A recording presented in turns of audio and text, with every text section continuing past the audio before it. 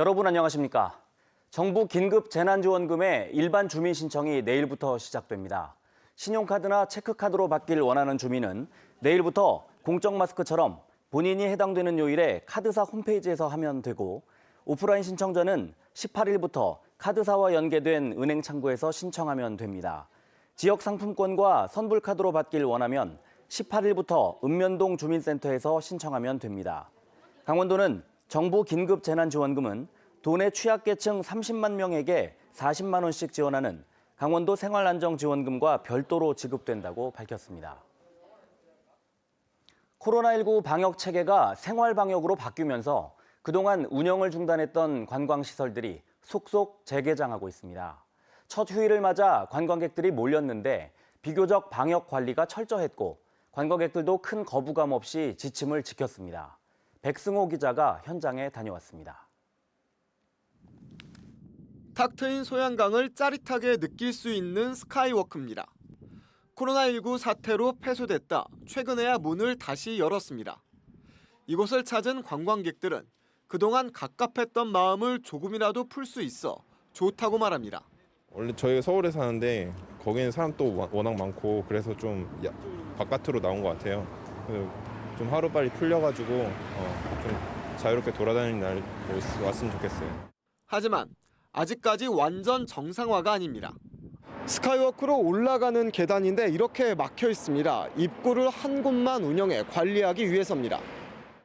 마스크를 쓰지 않은 관광객은 아예 입장이 안 됩니다. 발열 체크를 받아야 하는 것은 물론 이름과 연락처도 적어야 합니다. 확진자를 이제 예방하기 위해서, 그리고 지금 야외 시설이 개장한 지 얼마 안 됐거든요. 그러다 보니까 이제 철저하게 그런 부분을 해야 되니까. 코로나19 방역이 생활 속 거리 두기로 전환되면서 일부 관광시설의 운영이 다시 시작됐습니다. 하지만 시설마다 마련된 방역 지침을 꼭 지켜야 합니다. 마스크와 손소독은 필수고 필요에 따라 인원도 통제됩니다. 하지만 많은 관광객들이 방역 수칙을 비교적 잘 지키면서 큰 혼란은 없었습니다.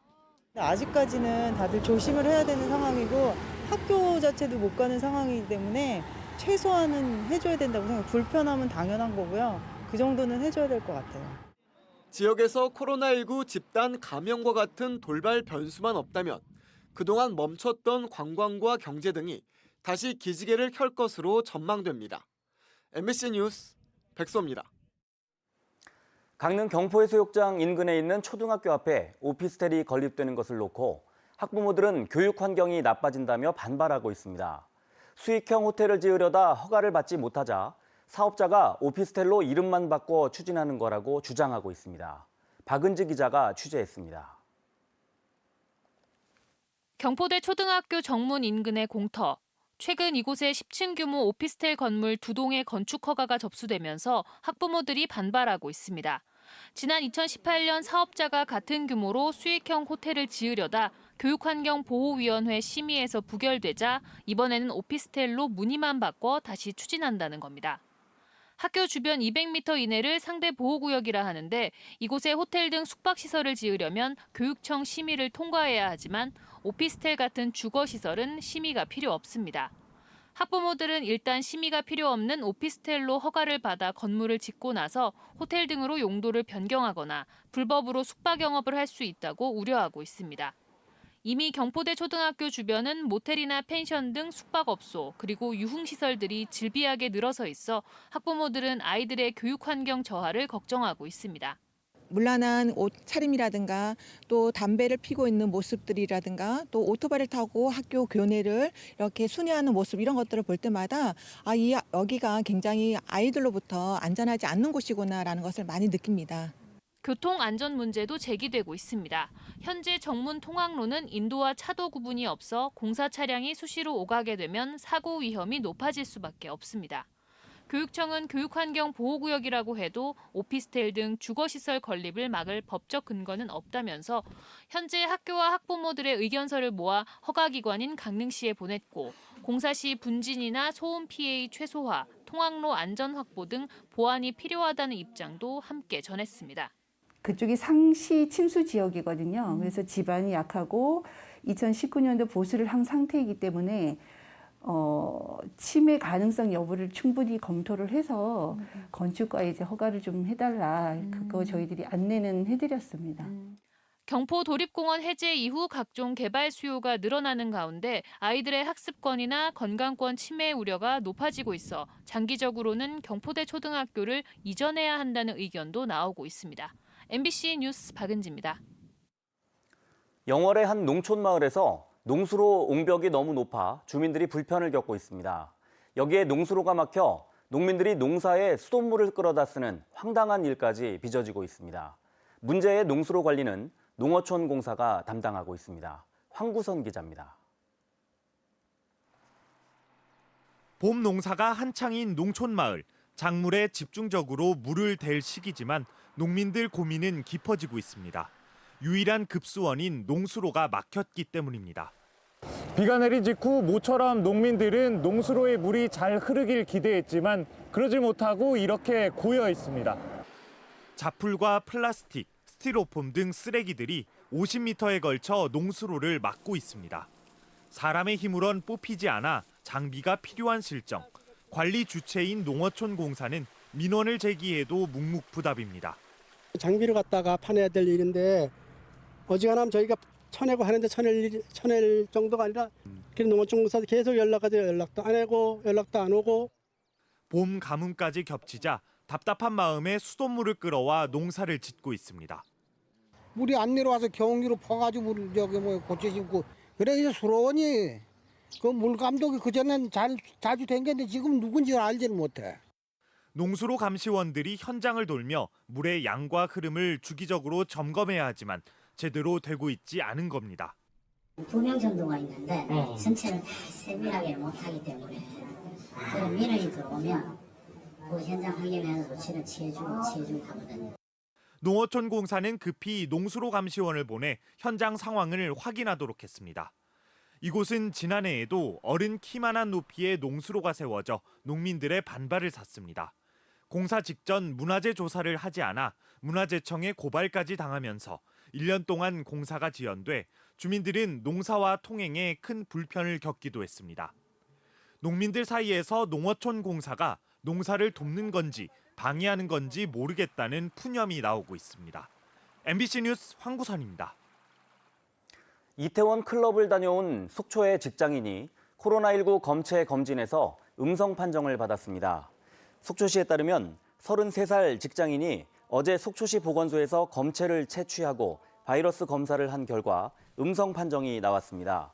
이 남성은 지난 2일 새벽 1시부터 3시간 동안 이태원 클럽 3곳을 다녀왔고 이태원 확진자와 일부 동선이 겹치는 것으로 조사됐습니다. 속초시는 이 남성에 대해 오는 16일까지 자가 격리토록 했습니다. 오늘 오후 1시 45분쯤 원주시 호저면의 한 톱밥 공장에서 불이 나 3시간여 만에 모두 꺼졌습니다. 이 불로 창고로 사용하는 338제곱미터 건물과 내부 집기 등이 모두 불에 타 소방서 추산 3억 원의 재산 피해가 났습니다. 경찰과 소방당국은 전기적 요인으로 불이 시작된 것으로 보고 정확한 화재 원인을 조사하고 있습니다. 춘천 레고랜드 필수 시설인 주차장 개발 사업이 차질을 빚게 됐습니다.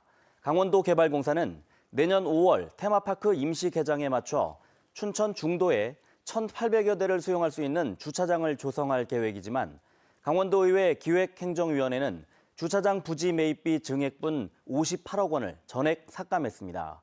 강원도의 레고랜드 추가 예산 투입에 제동이 걸리자 이미 주차장 개발 사업을 진행하고 있는 강원도개발공사는 내일 긴급 회의를 열고 대책을 강구하겠다고 밝혔습니다. 고성 송지호 오토캠핑장이 오는 15일 개장합니다. 고성군은 오는 15일부터 10월 31일까지 송지호 오토캠핑장을 운영하기로 하고 내일 오전 10시부터 군 홈페이지를 통해 예약을 받습니다. 지난 2007년 문을 연 송지호 오토캠핑장은 90곳의 야영 데크와 10동의 통나무집으로 구성돼 많은 캠핑객들이 찾고 있습니다. 원주지방환경청이 횡성호 등 관내 주요 호수에서 녹조가 발생할 것에 대비해 사전 대응에 나섭니다.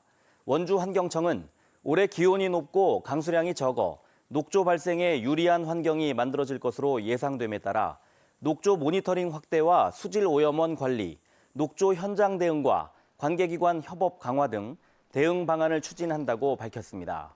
특히 드론을 활용해 모니터링 범위를 넓히고 오염 배출 사업장 관리와 하천 오염 순찰도 강화할 방침입니다. 강릉에 위치한 유명 커피숍의 건물 디자인을 모방한 건축사에게 대법원이 유죄를 확정했습니다. 대법원 3부는 저작권법 위반 혐의로 기소된 건축사 김모 씨의 상고심에서 벌금 500만 원을 선고한 원심을 확정했습니다. 김 씨는 지난 2018년 3월 경남 사천시에 강릉 테라로사 건물을 모방한 건물을 건축한 혐의로 재판에 넘겨졌습니다. 김 씨는 테라로사 건물 형태는 다른 건물에서도 볼 수 있어 창작성이 없고 디자인을 모방하지 않았다고 항변했지만 재판부는 미적 창의성을 갖춘 저작물로 인정된다고 판단했습니다. 관광 양양의 이미지를 흐리게 했던 남양양 IC 인근 양돈 축사가 철거될 예정입니다. 양양군은 악취 등 집단 민원이 발생한 현남면 임호정리의 돈사 4동을 철거하기로 농장 측과 합의했다고 밝혔습니다. 양양군은 다음 달 말까지 돼지 3,000마리가 출하되면 폐업 보상금을 지급하고 연말까지 돈사를 철거할 계획입니다. 뉴스를 마칩니다. 고맙습니다.